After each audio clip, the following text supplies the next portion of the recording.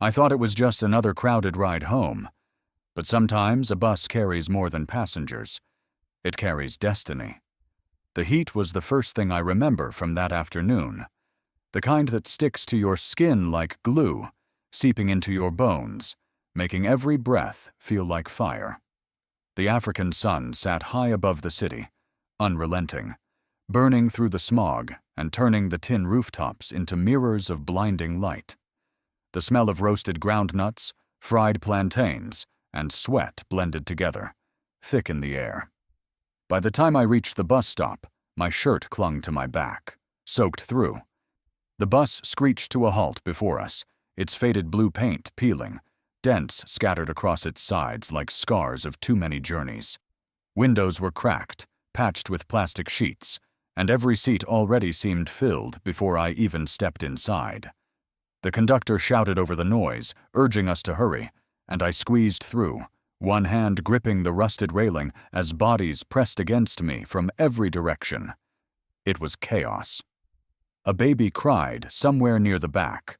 Vendors with baskets balanced on their heads argued with the driver about fares, and schoolchildren sang out of tune. Dust followed us in, swirling in the sunlight streaming through broken windows. I fought my way down the aisle, my heart pounding not from fear, but from the sheer crush of people. Then, by what felt like a miracle, I spotted an empty seat near the middle. With a sigh of relief, I slid into it, ignoring the mocking chuckle of a man beside me who muttered, "Lucky boy." For a moment, I allowed myself to breathe. My muscles loosened, and I stared out the window at the blurring red earth, the goats wandering the roadside, the women waving their hands for the bus to stop. Nothing about this ride seemed unusual. Nothing felt out of place. Until he entered. The bus stopped again, and an old man stepped on. His figure was fragile, almost breakable. He wore a faded brown shirt, trousers torn at the hem, and sandals that looked ready to fall apart. His back was bent, his thin hands trembling as he gripped the rail. For a second, I thought he might collapse right there at the door. No one moved. Not a single passenger offered their seat. Some shifted uncomfortably, pretending to look away, while others smirked openly. A group of young men at the back laughed, their cruel voices rising above the hum of the engine. "Look at him," one said. "The old man should be home in bed, not here with us." The old man's eyes scanned the rows slowly, searching, pleading without words. He swayed with the motion of the bus, struggling to hold on. His breathing was shallow, his chest rising and falling with effort. I felt a weight in my chest, shame, anger, and something else I couldn't name. Before I knew it, I stood up. "Take my seat, Baba," I said, steadying him as the bus jolted forward. The laughter grew louder. "Ah, look at the boy," one man sneered, giving his place to a man who will die before the last stop. Another added, "Foolish kindness, it doesn't buy you bread." I ignored them. I took the old man's arm, guiding him gently into the seat. His body was light, too light, as though the wind itself could have carried him. He sat down slowly, his eyes never leaving mine. And in that gaze, I felt something strange. It wasn't gratitude. Not exactly. It was deeper, heavier. His eyes weren't just old, they were ancient. They seemed to hold decades of stories, secrets, and wounds. For the briefest second, it felt as if he wasn't looking at me, but through me, into the marrow of my bones. I shifted uneasily, gripping the rail as the bus rattled forward again. Passengers returned to their chatter, but the old man didn't break his gaze. My chest tightened under his stare. Finally, his lips parted. His voice was dry, cracked like old wood, yet steady. "Do you know what you've just done?" he asked softly. I frowned. "I gave you my seat," I said, unsure whether he was mocking me. A ghost of a smile touched his lips, one that carried both sadness and certainty. His hand, thin and veined, rose slowly, trembling as it rested briefly on my wrist. "You don't understand," he whispered, his voice barely louder than the rumble of the engine. The bus seemed louder around us, passengers laughing, talking, but all of it faded beneath the weight of his words. I leaned closer, my heartbeat strangely quick. "What do you mean?" He did not answer immediately. Instead, his eyes narrowed, and I felt him studying me. My face, my posture, my very presence, as if he was confirming something he already knew. His lips trembled before he finally spoke again, and what he said froze me in place. The old man whispered my name, not loudly, not by accident, with certainty. The bus jerked to a stop, and the chatter around us died. Passengers turned to stare, their eyes widening. My breath caught in my throat. I had never seen him before. I had never spoken to him. Yet he knew who I was. Nothing unsettles you more than a stranger who speaks your name with certainty. The sound of my name from his lips struck harder than any insult, sharper than any stone. For a moment I thought I had misheard him. The crowded bus rattled over a pothole, bodies pressed against one another, voices filled the air. Maybe the heat was playing tricks on me. Maybe it was just my imagination. But then he said it again. My name. Slowly, deliberately, with the weight of someone who had known me all his life. The bus grew unnaturally quiet. Passengers who moments ago had been laughing at my kindness now fell silent, their eyes darting between the old man and me. Whispers slithered through the air like snakes in the grass. "Did you hear? He knows him. But how? The boy doesn't even know him. This is not ordinary." I felt my chest tighten, my breath shallow. My palms grew slick against the eyes, metal rail. I wanted to speak, to ask him how, but my tongue stuck to the roof of my mouth. My name, a thing so simple, so ordinary, now felt like a burden, a weapon, a key that had just been turned inside a lock I never knew existed. The old man's eyes did not waver. They glistened with something between sorrow and authority. His frail body trembled as the bus shook, but his voice carried steady, almost commanding. "You are not just anyone," he said softly, but every passenger seemed to hear. "You are your father's son." The words pierced me like lightning. My stomach clenched, my knees nearly buckled. Father. That name had not been spoken in years.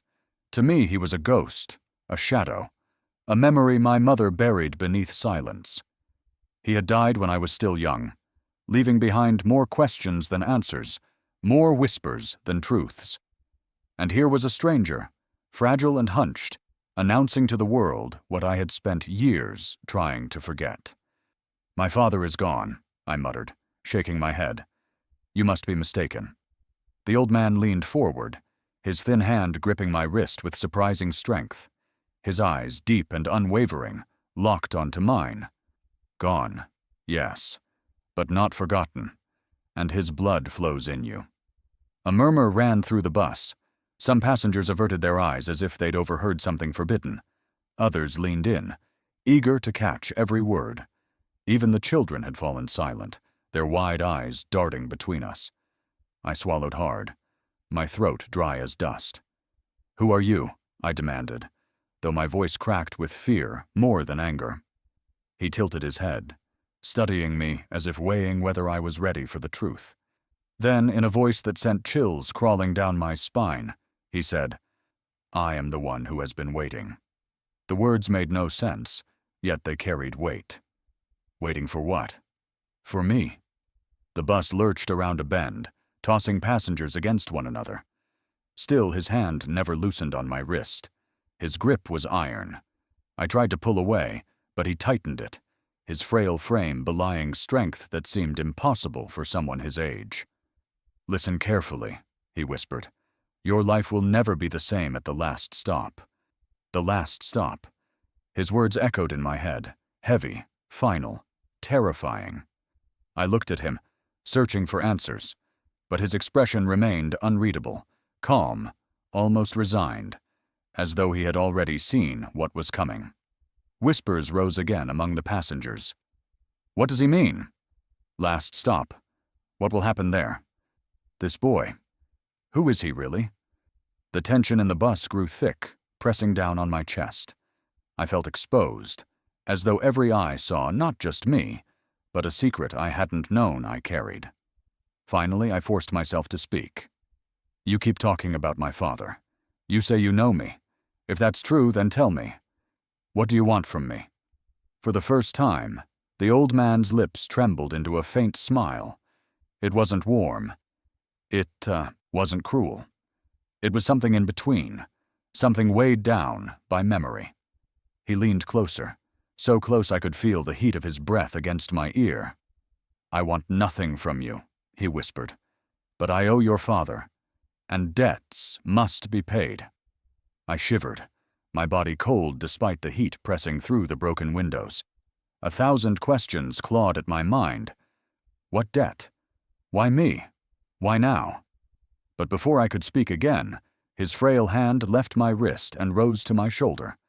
The pressure was firm, unyielding, as though he was fastening me into place. The bus jolted violently, and passengers screamed. The driver shouted something, trying to steady the wheel. I grabbed the railing to keep from falling, but the old man didn't move. His grip on my shoulder only grew tighter. He leaned closer, his voice sharp as thunder despite his cracked lips. "Your father's debt is mine to repay," he said. Before I could even process the words, the bus shook violently, swerving off the road. Passengers screamed, and I knew whatever awaited us at the last stop had already begun. Roads are not just paths. Sometimes they're traps waiting to close. The bus rattled forward, its old engine groaning like an animal too tired to carry its weight. Dust rose from the tires, blurring the roadside until the world looked like it was drowning in smoke. I tightened my grip on the iron railing, still shaken by the old man's words echoing inside my head. "Your father's debt is mine to repay." I wanted to believe I had misheard him, that it was just nonsense from a weary old man. But the way he said it, calm, steady, deliberate, cut into me like a knife. The driver's voice pulled me back. He was muttering to himself, glancing at the cracked side mirror, his forehead slick with sweat. His words slipped out in fragments, half whispers, half prayers. "Not this way. This isn't right. I told them this road was cursed." The tone of his voice sent a chill down my spine. He wasn't muttering like a man who lost his way. He was muttering like a man who knew exactly where he was going, and hated it. I leaned slightly into the aisle, trying to peer through the windshield. This wasn't the road I knew. I had taken this bus for years, and it always wound through the busy center of the city, crowded with vendors shouting prices and children chasing goats. But now, we were moving into emptiness. Villages appeared on either side, clusters of mud huts and clay walls. But the people there, they didn't behave like ordinary villagers. They stopped whatever they were doing as soon as the bus passed. Women froze mid-step with buckets balanced perfectly on their heads. Children dropped their sticks and stones mid-play. Their eyes, dozens of them, followed us with unsettling stillness. No smiles, no waves, just silence. The bus grew quiet too. Passengers who had once been laughing, gossiping, or mocking me for giving up my seat now shifted nervously. Even the loudest voices had faded into whispers. Beside me, the old man no longer looked fragile. His hunched back was straighter now, his eyes sharp as though he could see through the trees and dust ahead. His long fingers tapped rhythmically against the seat, steady, like the ticking of a clock. "You feel it, don't you?" he said without looking at me. I swallowed hard. "Feel what?" He finally turned his gaze to me, and his voice dropped low. "The silence, the air. This road is not a mistake. It was chosen." The words sank into me like stones. At the front, a young man stood, his voice loud with anger. "Driver, this isn't the route. Where are you taking us?" The driver gripped the wheel tighter. His knuckles were pale, his jaw clenched. "Orders," he snapped. "I was told to take this way." "Orders from who?"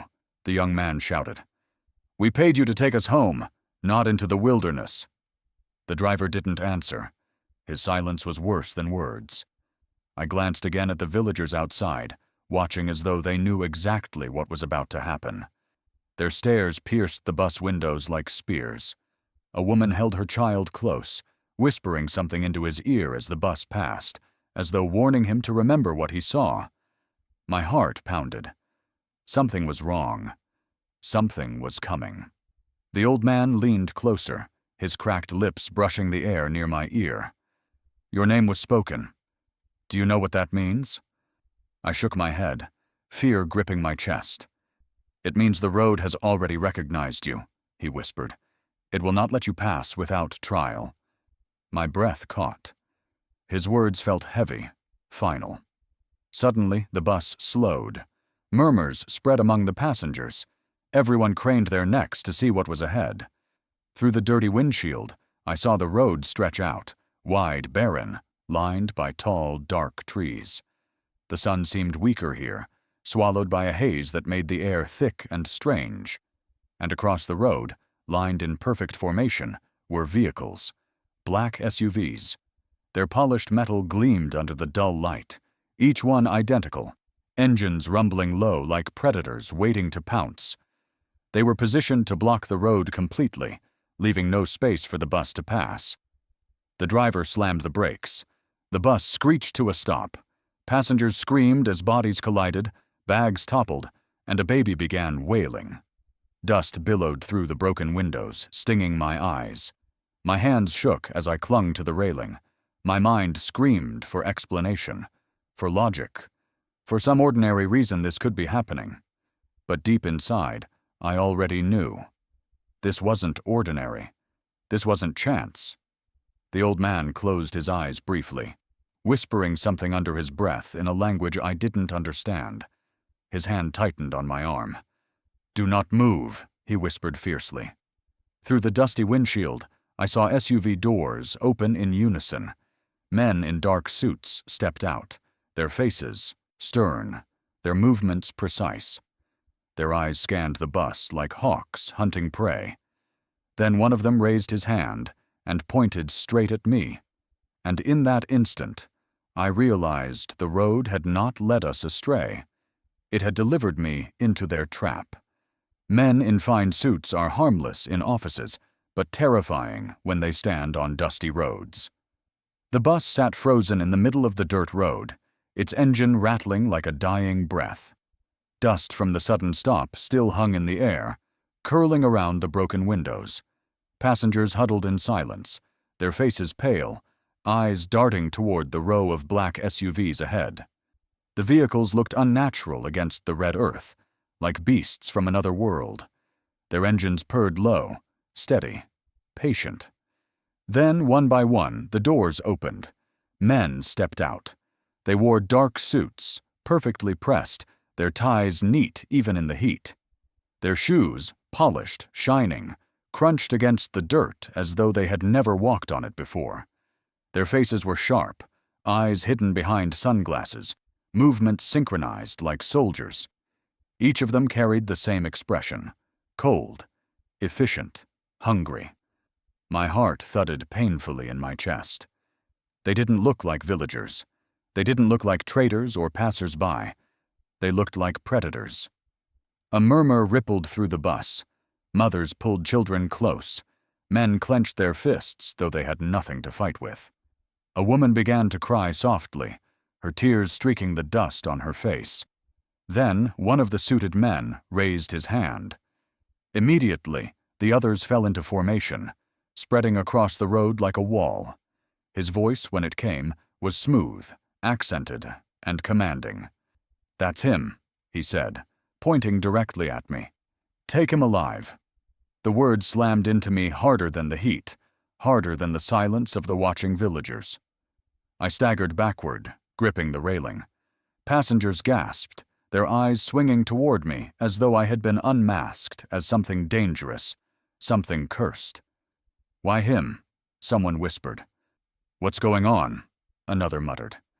But their voices were drowned by the pounding in my ears. My body went cold, my breath shallow. Why me? Who were these men? Beside me, the old man did not flinch. His back, once bent, was now straight. His eyes locked onto the leader with a calm that seemed impossible. Slowly, he pushed himself to his feet, his hand never leaving my arm. "They've come for you," he said quietly. My throat tightened. "But why?" "I don't even know them." He shook his head. "You don't need to know them. They know you." The bus door creaked open. The driver stumbled out, his hands raised in surrender. "Please," he begged, his voice trembling. "I'm only the driver. I did as I was told." The suited men ignored him. Their leader's eyes never left me. His lips curled into a faint, cruel smile. "Bring him." Two men began moving toward the bus, their polished shoes kicking up, little puffs of red dust. Passengers erupted in panic. Some pressed against the windows as though they could escape through cracks in the glass. Others shouted protests, their voices breaking with fear. One man tried to block the aisle, spreading his arms wide, but the old man placed a hand on his shoulder. "Sit," he commanded softly. The man froze, then sank back into his seat, trembling. The old man's grip on my arm tightened. "Listen carefully," he whispered. "Do not run. Not yet." I looked at him horrified. "They'll kill me if I go with them." His eyes flashed with something sharp, almost fiery. "No, not yet. They want you alive. That is your only shield." The men reached the steps of the bus. The air inside grew heavier, hotter, suffocating. I could hear the click of their shoes against the metal stairs. One by one, their heads rose above the railing, their faces blank, professional. The leader followed behind them, his presence like a shadow swallowing light. He removed his sunglasses, revealing eyes so dark and piercing they seemed to strip the skin from my bones. "There you are," he said smoothly. "The lion's cub." My heart stopped. Lion's cub. The same words the old man had used, the same mark carved on the medallion. The old man stepped slightly in front of me, shielding me with his frail body. "You will not take him," he said. His voice was calm but unyielding, the voice of someone who had stood against storms before. The leader chuckled softly. "You think you can stop us, old one? Look around you. The bus is trapped. The road is ours. Even the trees watch for us." I glanced toward the windows, and my stomach twisted. He was right. The villagers who had been watching silently before now stood in tighter clusters, their faces still expressionless, their silence louder than shouts. It felt as though the entire world had turned into an audience for this moment. Me, the old man, the men in suits, all players in a scene I didn't understand. My body trembled, every instinct screaming at me to run, to escape. But the old man's hand pressed firm against me, keeping me rooted. The leader's gaze swept the bus, silencing the whispers, freezing the passengers in their seats. Then he leaned closer, his voice low but cutting through the air like a knife. "Come quietly," he said, "or everyone on this bus will suffer for your stubbornness." A gasp rippled through the passengers. I felt their fear closing in on me, pressing against my skin. Mothers clutched their children tighter.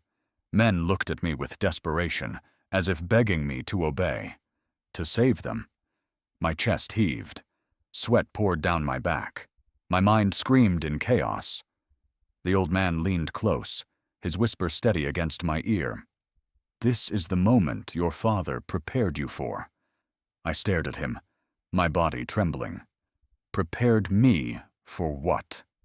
His eyes held mine, deep and unyielding.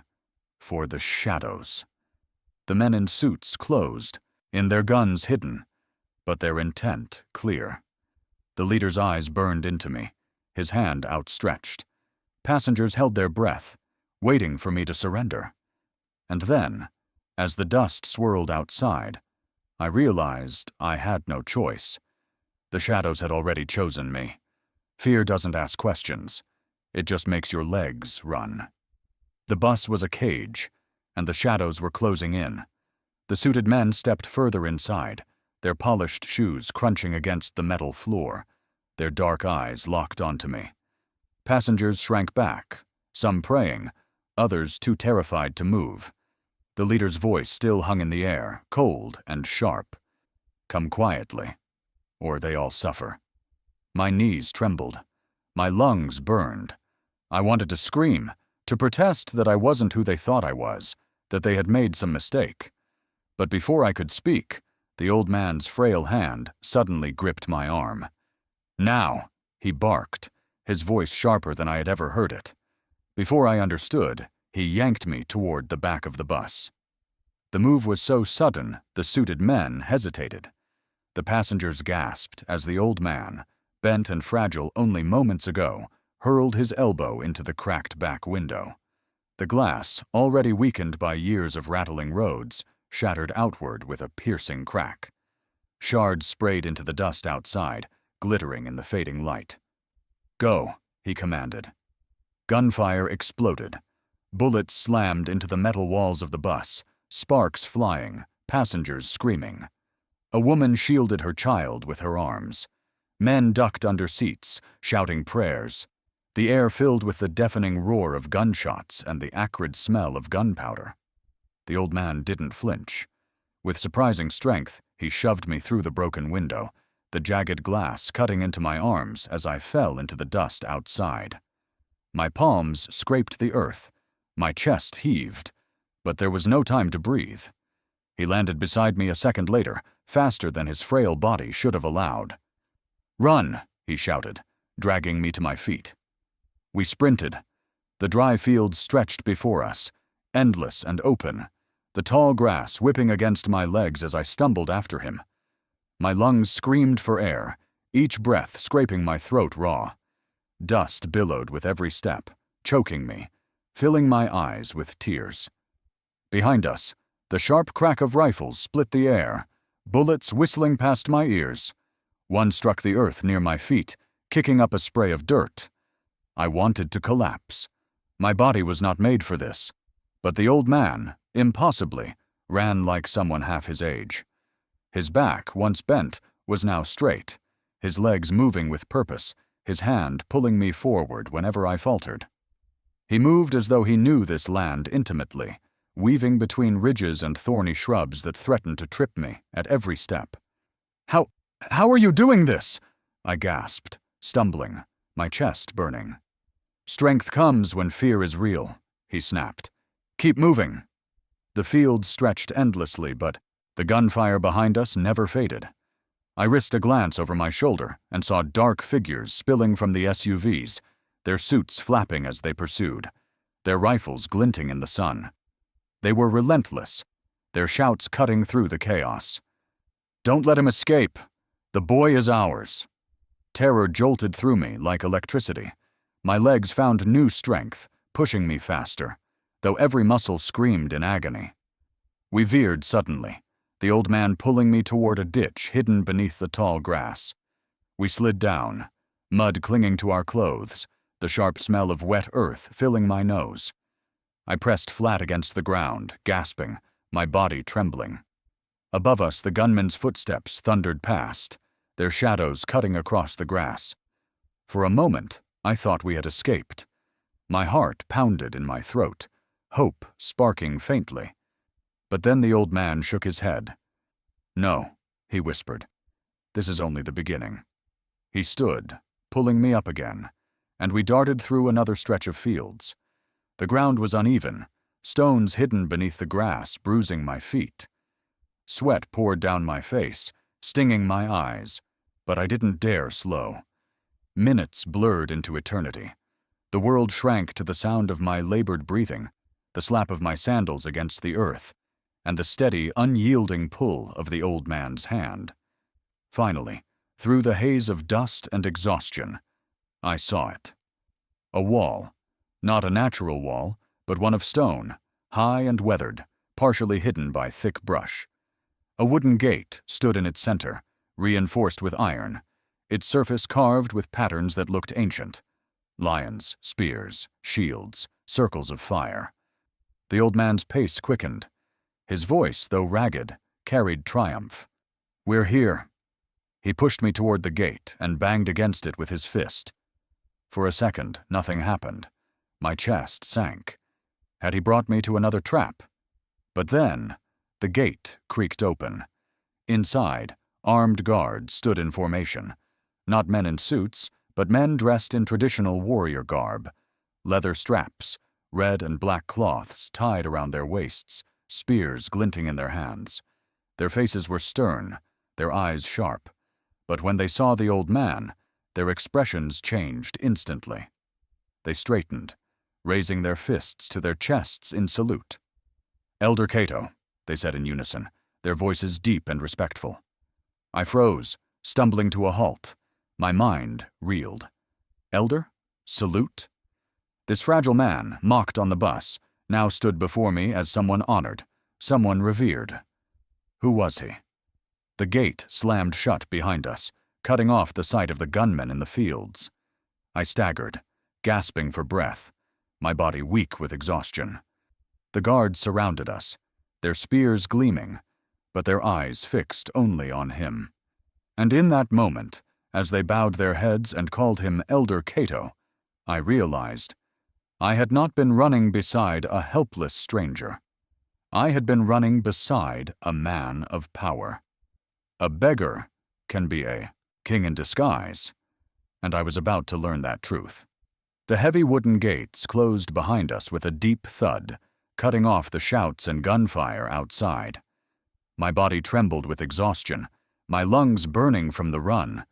But inside the compound, the air felt strangely different, calmer, heavier, like a sanctuary built to hold secrets.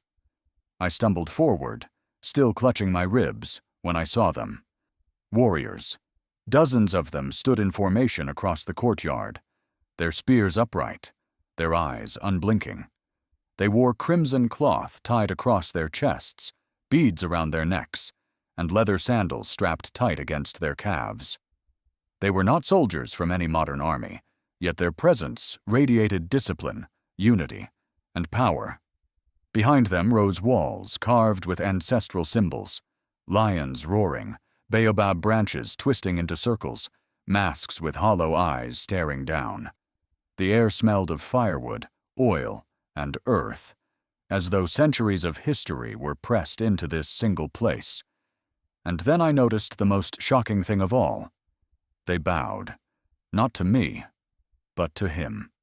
The frail old man, the one mocked on the bus, the one who had stumbled under the weight of his own body, now stood tall, his back straight, his steps steady. His presence commanded silence, respect. Elder Cato, the warriors intoned in unison, their fists pressed to their chests. My mouth went dry. Elder? My mind raced back to the image of him struggling to board the bus, to the laughter of the passengers. How could this man, this supposed beggar, be someone these warriors revered? He lifted a hand, and they fell silent. Then he turned to me. "You wonder who I am," he said. His voice was no longer cracked and weak. It was deep, resonant, carrying the authority of someone who had led men into battle. To the world, I am a shadow. To these men, I am Elder Cato. To you. He paused, his gaze boring into mine. I am your father's brother in arms. My knees nearly gave out. My father? The name sat heavy on my tongue. Memories flashed, faint images of a tall figure, laughter carried on the wind, then silence that never lifted. My father had been gone so long, I had almost convinced myself he was nothing more than a story. Elder Cato stepped closer, his eyes fierce. Your father was not the man you thought he was. He was not a farmer, not a simple man lost to time. He was a leader, a lion who stood against those who wore masks of friendship but carried knives of betrayal. His words struck me like a storm. My head shook involuntarily. No, you're mistaken. My father died with nothing. My mother, she never spoke of him like this. Cato's jaw tightened, because silence was safer. The men who betrayed him still breathe. They walk in fine suits, sit in high offices, drink from golden cups. To speak his name was to invite death. Your mother protected you by burying his truth. I felt dizzy, as though the ground had tilted beneath me. The faces of the suited men from the SUVs flashed in my mind, their cold eyes, their precise steps. Could they have been the same ones who destroyed my father? Cato motioned toward the warriors. These men are sons of those who swore loyalty to your father. They have waited in shadows, guarding what little remains of his legacy. And now, he stepped closer, placing a trembling yet firm hand on my shoulder. You stand where he once stood. The words choked me. I wanted to protest, to scream that I was no leader, no lion, just a boy who had given up his seat on a bus. But my lips refused to form the words. Instead, Cato led me toward a chamber at the heart of the compound. The air grew cooler as we entered, the walls lined with ancestral carvings of men and women who had walked before us. Candles flickered against stone, shadows dancing like spirits. At the center of the room lay a wooden chest, carved with the same crest I had now seen more than once, the lion encircled by baobab branches. Cato knelt before it, his knees pressing into the earth, his hands trembling as they touched the lid. For a moment, his face softened, grief shadowing his features. Then he lifted the chest and turned to me. "This," he said, his voice steady but heavy with weight, "is the last wish of your father." He pressed the chest into my hands. It was heavier than I expected, its weight digging into my palms as though filled with stones. My heart pounded, my breath shallow. "What's inside?" I asked, my voice barely more than a whisper. His eyes met mine, fierce yet sorrowful. Answers, betrayals, proof of who he was, and of those who destroyed him. But once you open it, there is no turning back. Your life will never be your own again. The box seemed to burn against my skin. Every instinct screamed at me to drop it, to run, to leave this place and never look back. But something else, something deep, unexplainable, told me I could not. Cato's hand lingered on mine, steady, insistent. "Take it," he whispered. "This was your father's last wish." The box pulsed with weight, its carved lion staring up at me like it was alive.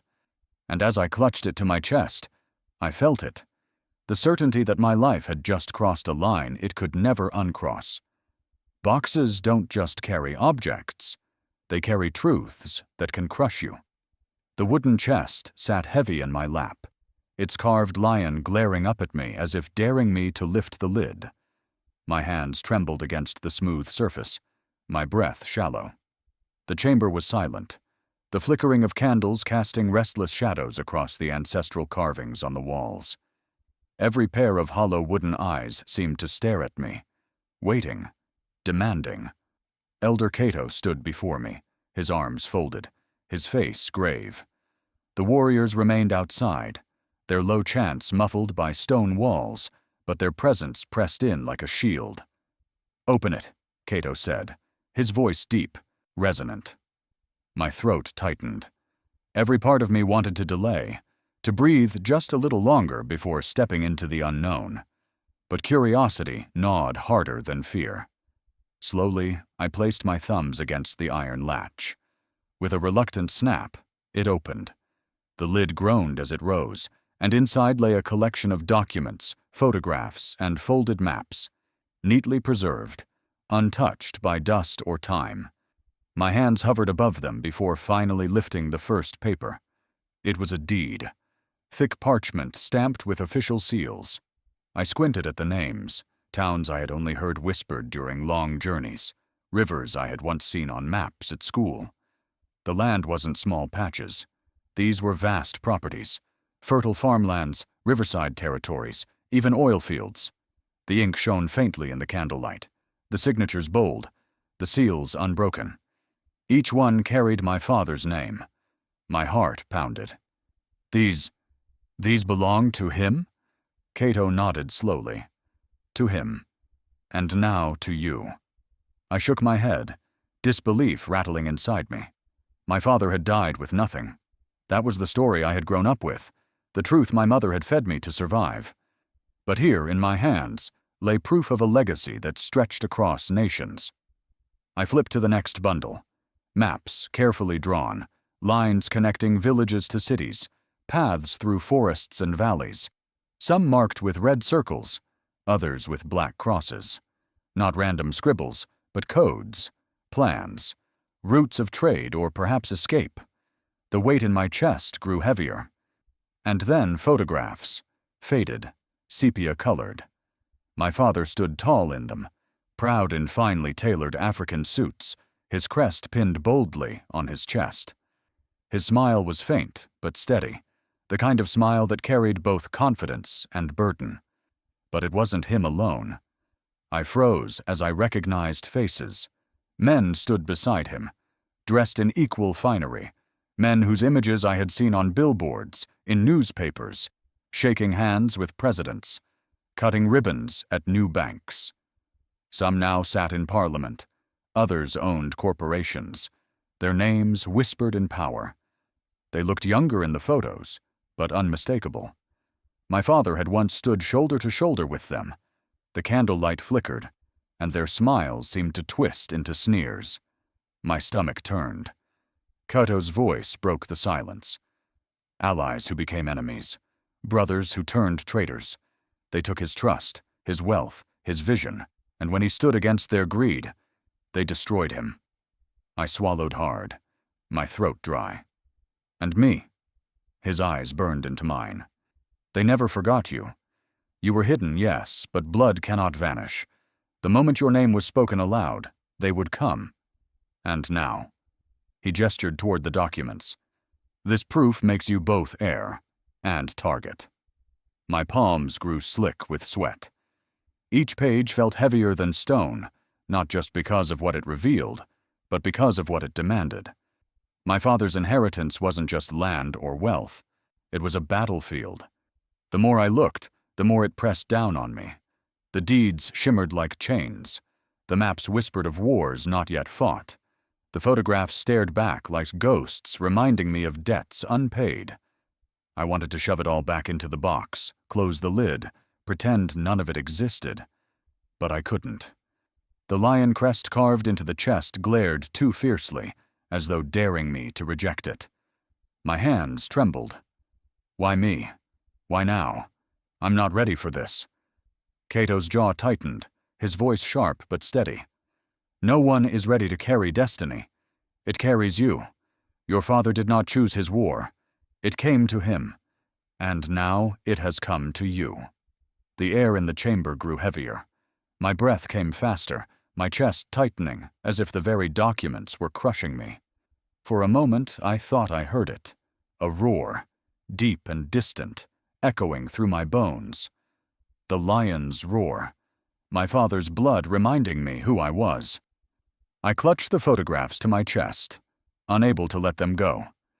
My father's face stared up from the faded paper, eyes filled with strength I could barely imagine. The thought twisted in my gut. Could I ever carry even half of that? Kato stepped closer, placing his hand over mine, steadying my shaking grip. Courage, he said softly.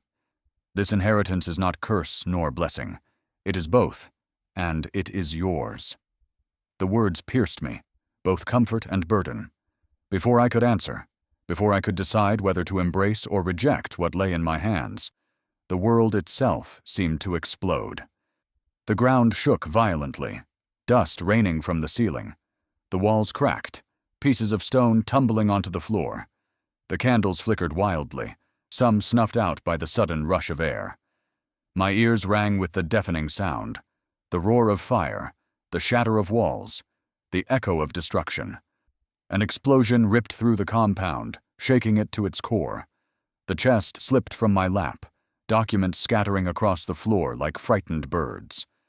Kato's eyes widened, fury and fear colliding as he shouted orders. And as the smoke filled the chamber, I realized the walls of inheritance had become walls of fire. Fire doesn't just burn wood, it burns masks off faces. The explosion had torn the compound apart. Flames clawed at the wooden beams, smoke choked the corridors, and the cries of men and women echoed through the chaos. Warriors rushed to defend the gates, their spears raised high against the roar of rifles. I stumbled, coughing, clutching the box of inheritance tight to my chest as Elder Cato pulled me forward. His grip was iron, his steps steady, even as fire raged around us. "Move," he barked. The compound courtyard had become a battlefield. Men in black suits stormed through the broken gates, rifles flashing, grenades hissing before tearing the earth apart. Warriors met them head-on, their spears striking with ancestral fury, their chants rising above the screams. For every warrior who fell, another leapt forward, bloodied but unyielding. I froze, my eyes wide as I watched a villager, barely more than a boy, tackle a suited man to the ground, his bare hands grappling against steel and bullets. Courage burned brighter than the fire itself. But courage alone could not stop the storm. The attackers were organized, trained, relentless. Their formation sliced through the defenders, their rifles spitting death in precise bursts. "Don't look," Cato growled, dragging me toward a side passage. "If you stop, you die." My legs moved blindly, my heart pounding. The roar of grenades shook the ground, sending showers of dust and sparks raining down. The heat scorched my face as we slipped through a crumbling archway into the narrow corridors of the compound. The walls were lined with carvings, lions, masks, baobab branches. But in the glow of fire, they looked like faces screaming at me to run faster. Behind us I heard it, a voice shouting commands, clear and sharp. Not the language of strangers, but our own tongue. Someone inside was guiding them. Cato heard it too, his jaw clenched, his eyes flashing with fury. "There is a traitor," he spat. "One of ours." The word cut deeper than the flames. A warrior appeared ahead, his face smeared with ash, his clothes torn. "Elder, the east wall is gone," he shouted, his breath ragged. "They knew where to strike." Cato silenced him with a raised hand, his expression dark. Not just knew where, knew when. The warrior's face paled. He understood. We pressed deeper into the compound, the smoke growing thicker. The walls trembled with each blast, as if the ancestors themselves were groaning in anger. I staggered, nearly dropping the box, but Cato's hand steadied me again. Finally, he stopped before a heavy wooden door carved with the crest of the lion. He pushed it open to reveal a narrow stairwell plunging underground. "This way," he said. "The secret passage. Your father built it for a day like this." The air was cooler here, damp and heavy with the smell of earth. Torches flickered along the walls, their light casting long shadows as we descended. The sounds of battle above grew distant, muffled by stone.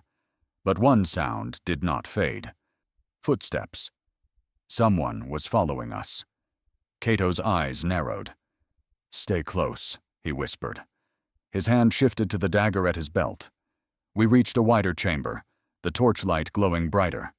The walls here were painted with scenes of warriors and lions, oaths carved into stone. It felt less like a tunnel, and more like a shrine. And that was when I saw him.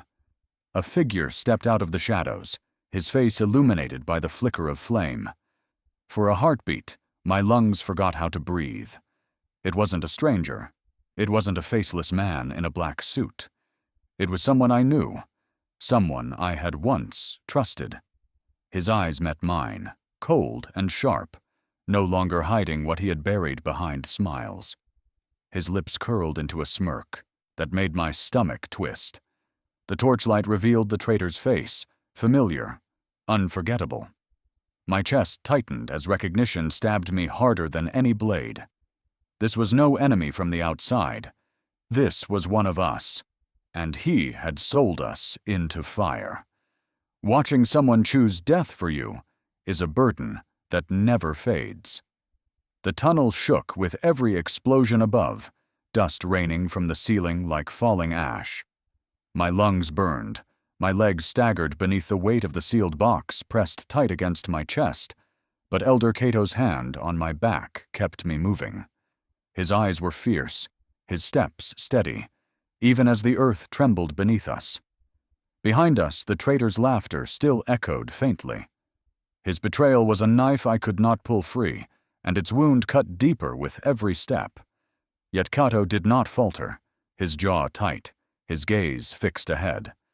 We burst into a wider chamber where torches blazed against stone walls, their flames struggling against the growing smoke.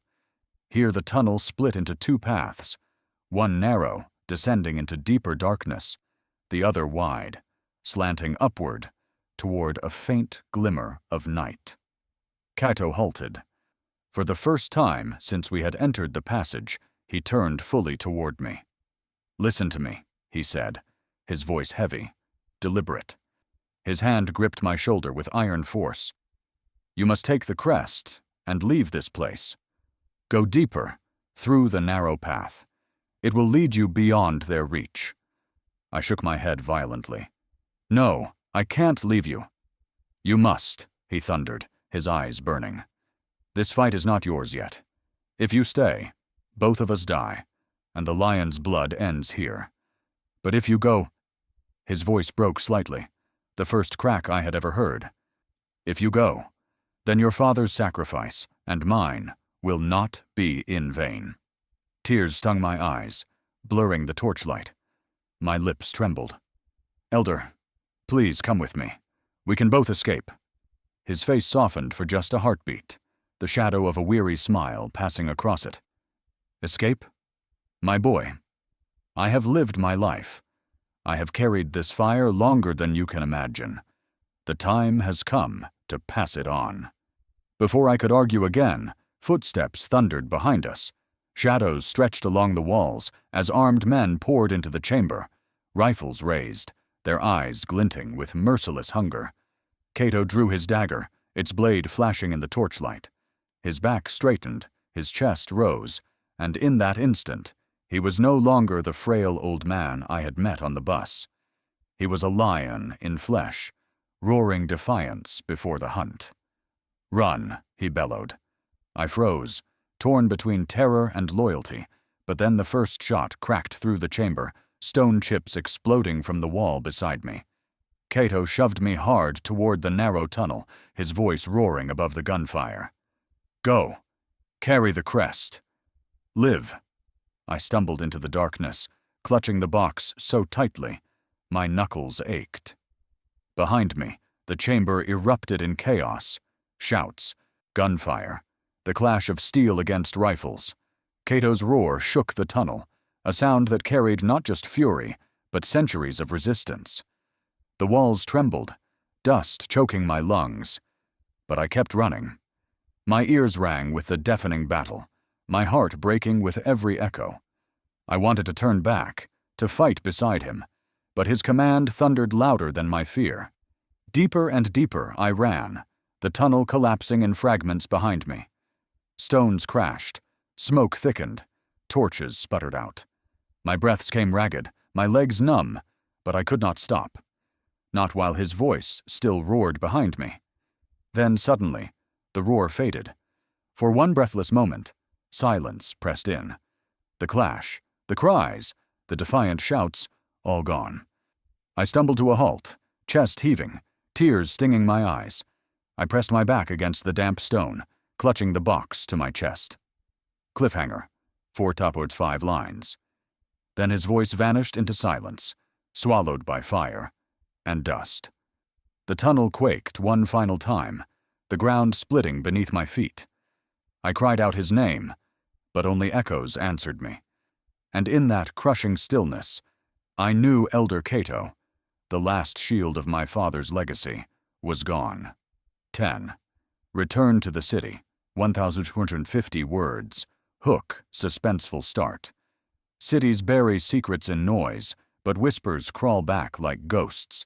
When I finally stumbled out of the tunnel, the night air hit me like a blade, sharp, cold, merciless. The fire and dust of the compound clung to my skin, smoke still choking my throat, but in the distance I could hear a different sound now. The city. Engines growled on far-off roads, vendors shouted even though it was near midnight, and neon lights flickered weakly against the skyline. The chaos of the compound felt like another world, yet the box in my arms reminded me it wasn't behind me at all. It was inside me, pressing with every step. I walked through crowded streets, my clothes torn, my face smeared with ash. People turned to stare. Some whispered, some gasped. One woman touched her chest and murmured, "It's him." I froze. Her words spread like fire. In seconds, heads turned, lips moved, and the whispers began to ripple across the street. "The heir has returned." The phrase hit me harder than gunfire.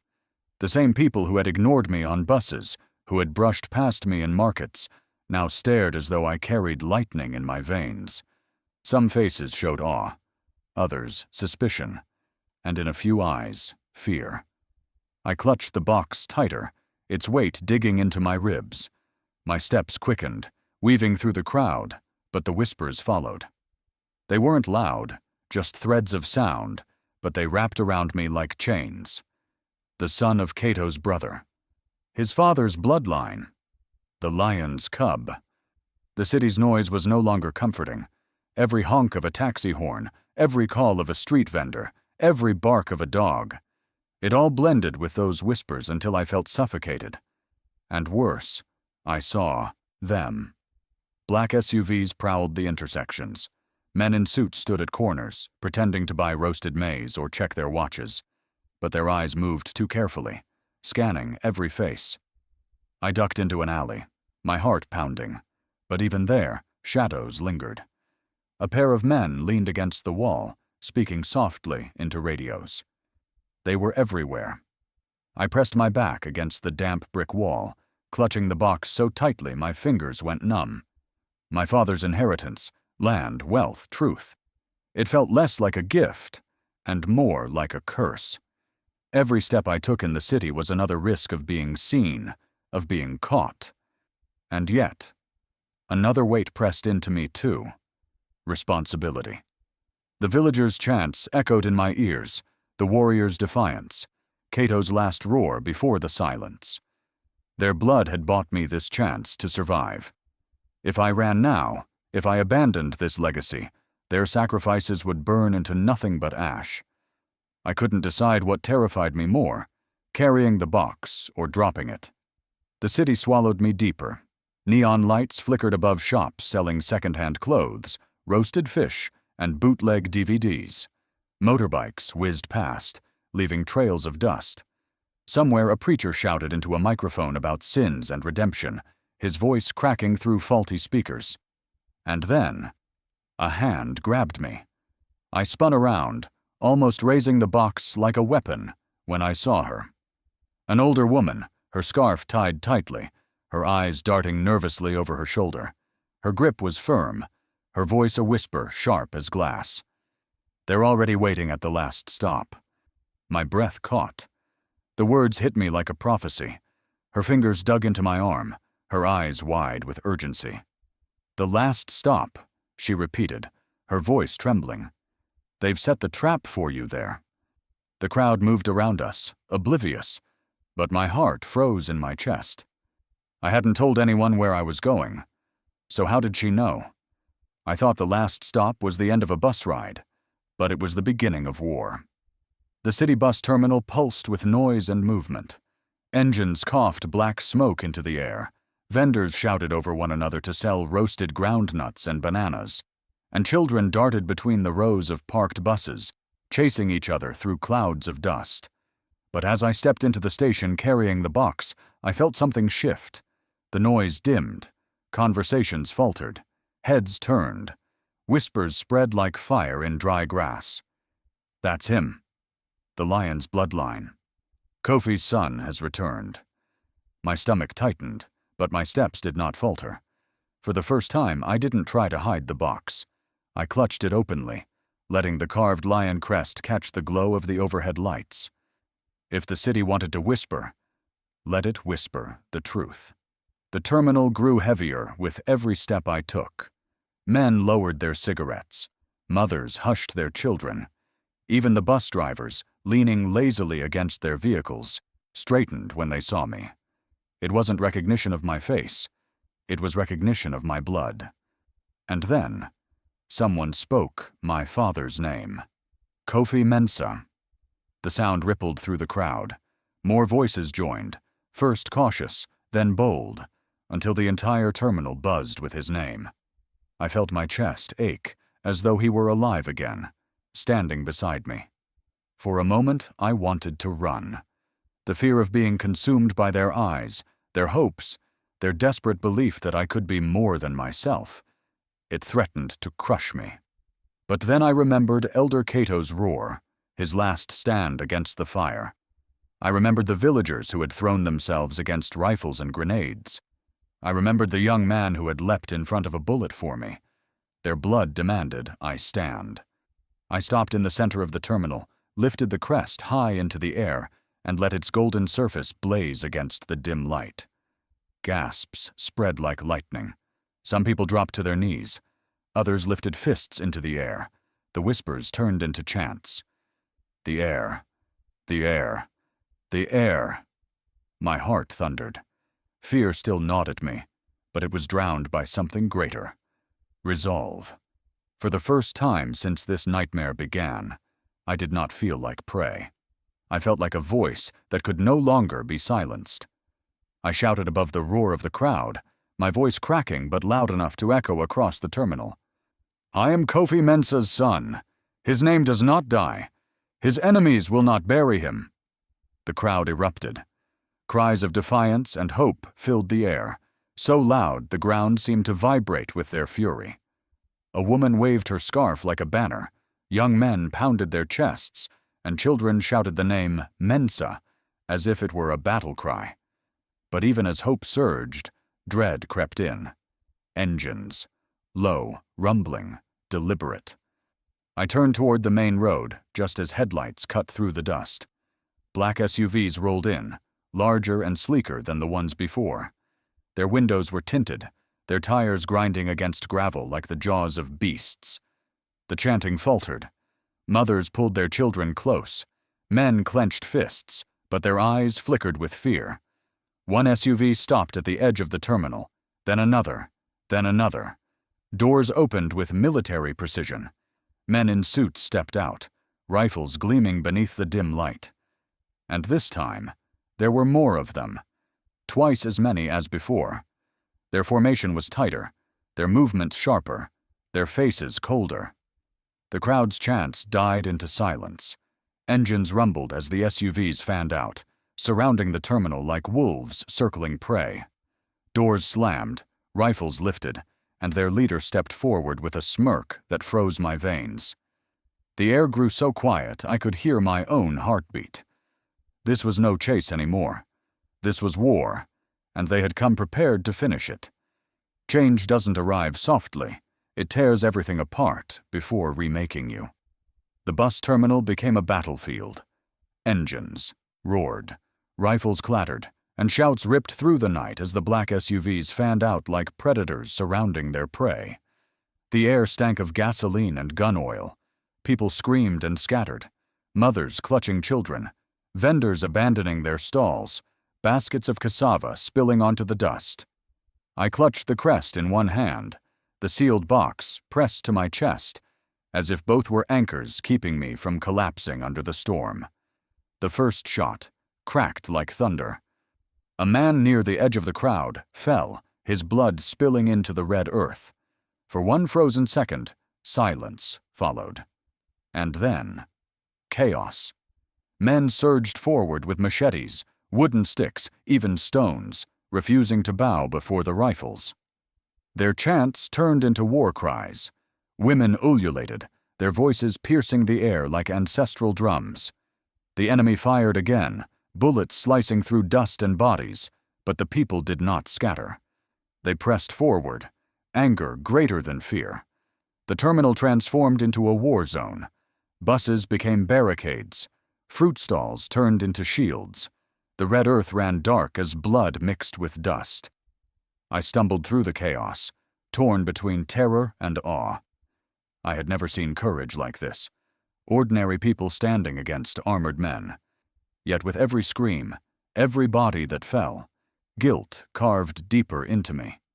This wasn't just their fight. It was mine. A woman, her baby tied to her back, hurled a rock at a soldier.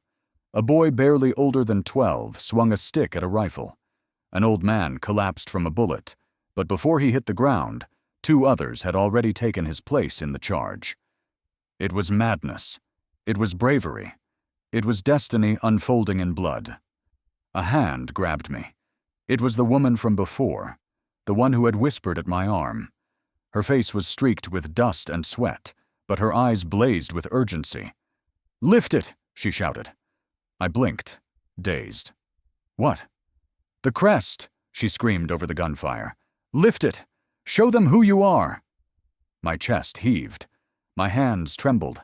Fear battled against duty in my veins. And then, through the haze of smoke and screams, I remembered Elder Cato's voice, his roar echoing in the collapsing tunnel.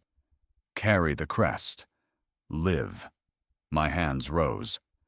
The lion's crest caught the glow of fire and headlights, blazing gold against the night. The effect was immediate. The people roared. Their voices surged louder than bullets. "The air! The air! Kofi's son!" The enemy faltered. Their rifles wavered. For the first time, fear flickered in their cold eyes. The leader stepped forward, his gold ring glinting, his pistol raised. His smirk was gone, replaced by a snarl. "Kill him!" he barked. Rifles turned toward me. Time slowed. My breath caught. And then the crowd moved as one. Dozens threw themselves between me and the rifles. Men with machetes, women with pestles, even children with nothing but stones. They became a wall of flesh and defiance. Bullets tore into them, but they did not fall, quietly. They screamed my father's name as they dropped, their voices echoing even as their bodies crumpled. Tears blurred my vision.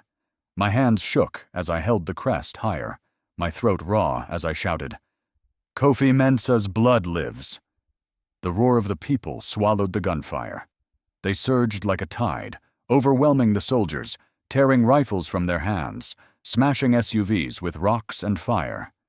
The enemy fought, but the people fought harder, with desperation, with fury, with generations of betrayal carved into their bones. Flames rose. Dust choked the air. The night became red and black, fire and blood.